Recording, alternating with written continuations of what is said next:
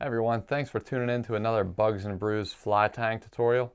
Today I'm going to be tying up a France fly, and if you stick around to the end of the video, I'm going to be breaking open a New England IPA called I Have a Camp Near There by Logyard Brewing up in Kane, Pennsylvania. Great brewery from up there, so if you're interested in that, that's going to be at the end of the video. But without further ado, let's get a fresh hook in the vise and let's get to tying. Alrighty, we're going to start things off with a Lively Legs 320J, and the vise is a size 16. And as for the bead, I got a copper tungsten bead in size 2.4 millimeter. And for this, I am going to use a olive thread and 70 denier. But the nice thing about this fly is you can mix and match different colors to get the exact shade that you want. I'm going for more of an olive look, but I do different things with like browns and tans. Because if you mix the under thread with your stretch tubing, it's going to give you different shades. Like you could use a tan stretch tubing or an olive stretch tubing or a brown and use all different types of under thread, and it's going to look different for everything. So I put my ran my thread to the back of the hook there, and for my tail, I'm using a Coq de Leon in medium Pardo. Just going to grab a couple of tail fibers off there, and we'll measure out about a shank's length. Give a little bit of a pinch wrap, a couple loose wraps, and now I can pull that tail to the desired length. Run my thread back to the bend, and then what I like to do is lift up my tail, bring my thread under, and then splay that tail out just like that. Now I'll run my thread up to the front here. My bead's sliding around a little bit, but that's going to be fixed here in a second once we start that stretch tubing. Now cut off the excess.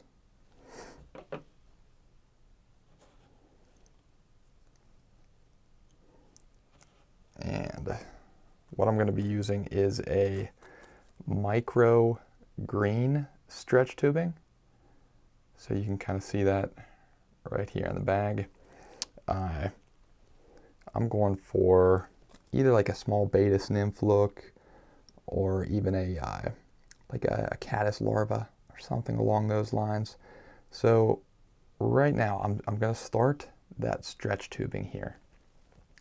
And once I get a couple of tight wraps, starting, back the shank of the hook, I'll begin pulling on the stretch tubing to kind of create a taper, because the tighter you pull this stuff, the thinner it becomes.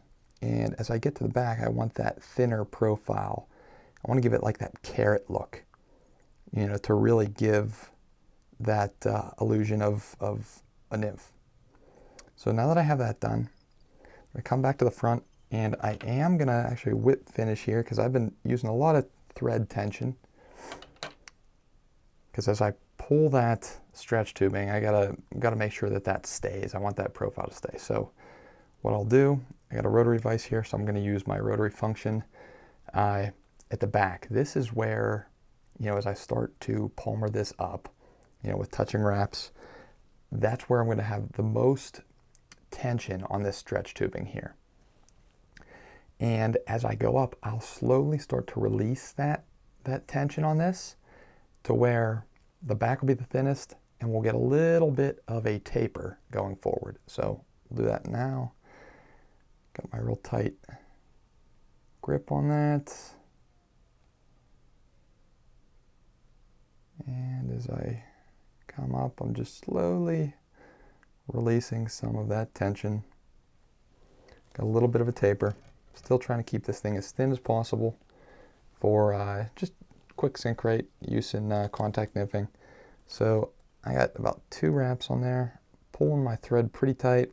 1, 2, 3, just in front to lock everything in.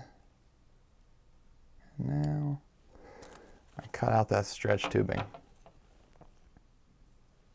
So as for dubbing, what I'm going to use, I love that SLF squirrel dubbing. I have a mixture of that, quite the variety.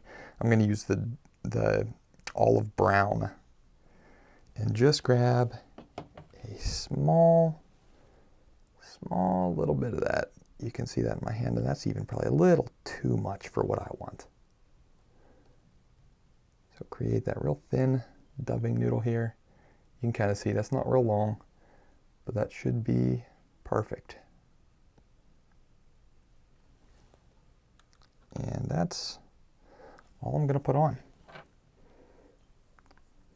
I'm going to cord this thing up, so then what will happen is that thread, I just want that to go back in between the bead and that ball of dubbing there, just to hide it. I'll give it one more whip finish here.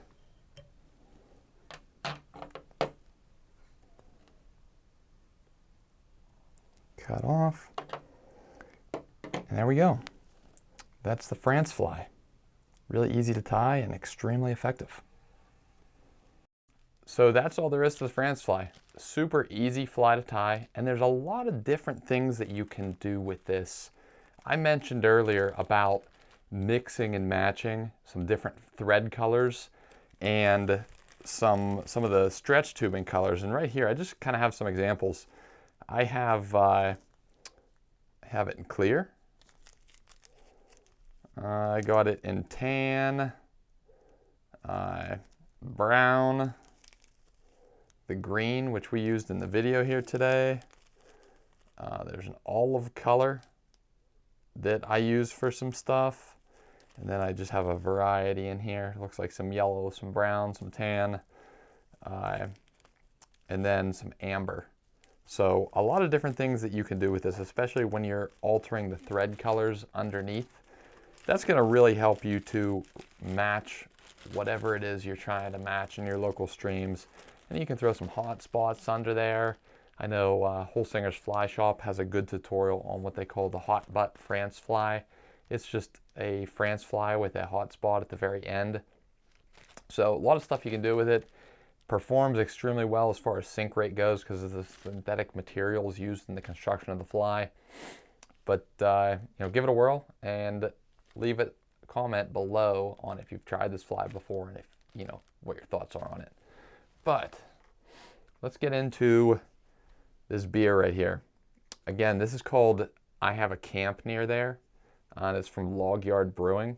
And I kind of bought this because our camp up in north central Pennsylvania, not quite near here, but I'll just read the description and let you know what that says. Most people have never heard of or been to Kane, Pennsylvania. However, when we explain that we're in the Allegheny National Forest, we typically hear people say, "Oh, I have a camp near there." Enjoy this juicy, hazy double New England style IPA on all of your adventures. So let's break into it here.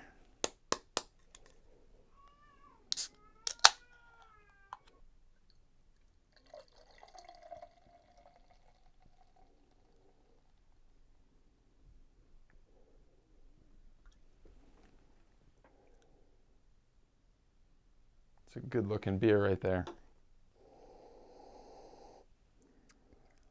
Getting tropical notes, as I think that's pretty typical with the hazy.